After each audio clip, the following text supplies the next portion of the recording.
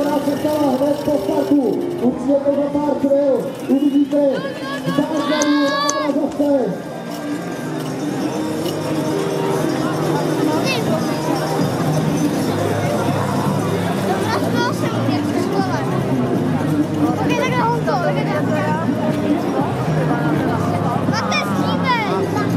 Závody na jedno zaváděcí kolo a potom 6 hlavních okruhů. Tak celujeme tamto šloceny a druhá polovina startovního kola.